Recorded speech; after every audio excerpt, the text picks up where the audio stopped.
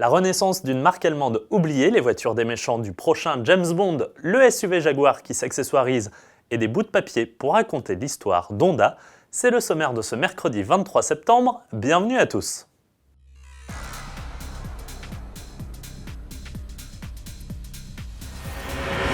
Lancé en 1919 puis disparu il y a plus de 50 ans, le constructeur allemand Borgward profite du salon de Francfort pour revenir sur le devant de la scène.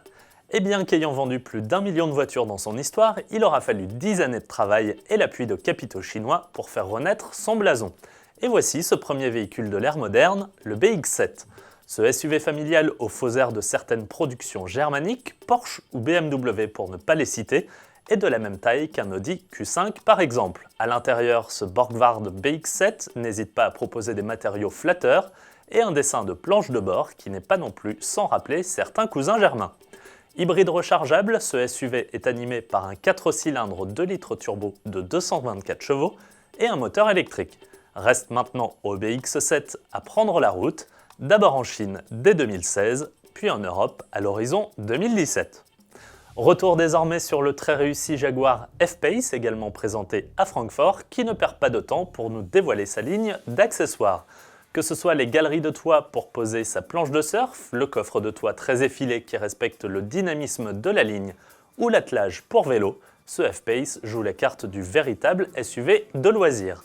Mais Jaguar a même poussé le vice jusqu'à présenter un bracelet connecté étanche qui déverrouille l'auto en l'approchant du J du logo et permet lors de vos sorties de laisser la clé dans la voiture pour ne pas risquer de la perdre. Autant d'options qui s'ajouteront bien entendu à la facture qui débute chez nous à 42 750 €.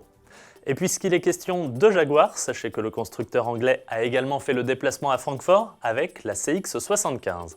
Cette supercar hybride, qui n'était restée qu'à l'état de concept, reprend en effet du service dans le prochain film de James Bond, Spectre. Protagoniste principale d'une course-poursuite dans les rues de Rome qui deviendra sans doute culte, elle fait partie des voitures des méchants, des ennemis de 007 qui rouleront également dans un Range Rover Sport SVR et un Land Rover Defender Pick-up monté sur des roues de 37 pouces, tous deux préparés par le département SVO des projets spéciaux. Autant de véhicules qui donneront la réplique à l'Aston Martin DB10 de James Bond dès le 11 novembre prochain dans les salles obscures.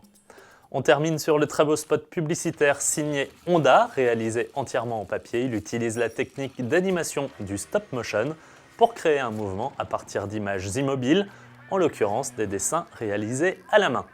Le résultat est tout simplement bluffant. À demain.